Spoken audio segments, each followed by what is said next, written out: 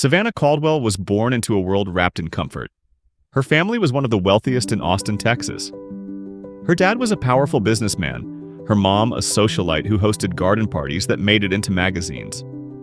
Savannah had her own horse at 10, traveled to Europe before 15, and was expected to one day marry someone on her level. Malik Johnson's life was the complete opposite. He lost both parents in a car accident when he was just 8. After that, he bounced from one foster home to another. Some were kind, others were not. But through it all, Malik held on to his books. He loved science, puzzles, and fixing old computers he found in the trash. He worked hard, harder than most people could ever imagine. And it paid off. He earned a full scholarship to West Horizon University, one of the best schools in Texas. That's where he met Savannah. It wasn't love at first sight, it was laughter. She had asked a question in their philosophy class, something about virtual reality and virtue.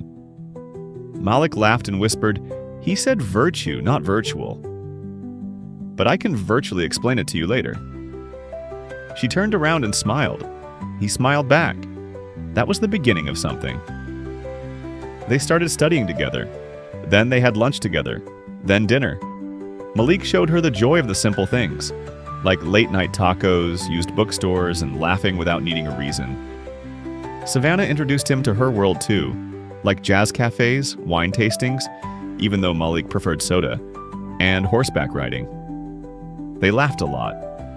They talked even more, about life, pain, dreams, fears.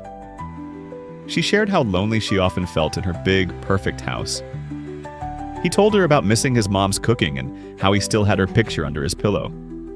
They never kissed, never crossed the line. But the love was there, growing quietly. Savannah went to a party one night alone. Malik had an exam the next morning and couldn't come. She didn't plan to stay long, but someone spiked her drink. Everything after that was a blur. She remembered music, hands she didn't know, the ceiling fan spinning. Then darkness. Weeks later, she missed her period. She took a test. 2 lines. Pregnant. Her father found out before she could explain anything. He found text messages from Malik. He assumed without asking that the baby was his. And he was furious. He had always warned her about boys like him. Savannah begged him to listen, but he didn't. He called the police. Malik was arrested. He didn't fight. He didn't cry.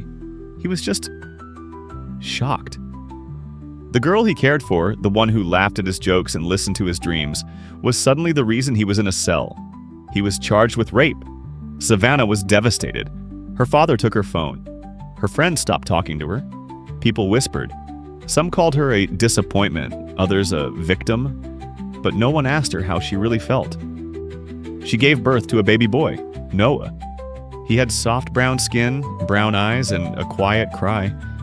She loved him more than she thought possible. But something didn't feel right.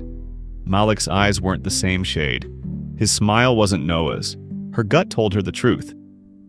She pushed for a DNA test, and the truth came out. Malik was not the father. He was innocent. The real attacker? A close friend of her father's, a man twice her age, someone no one ever suspected. Malik was released from jail. The news exploded across Texas. Innocent black student falsely accused. Savannah's father resigned from his board position. The rapist was finally arrested, but Malik had already spent nearly a year in prison. A year of pain, confusion, and betrayal. He didn't hate Savannah, he could have, but he didn't. Instead, he used his experience to fight for others. He started a nonprofit called Shades of Truth, helping students, especially those from poor backgrounds, get legal aid when falsely accused. Savannah also found her purpose. She left her old life behind and began working with survivors of abuse. She raised Noah with love, teaching him about kindness, truth, and strength.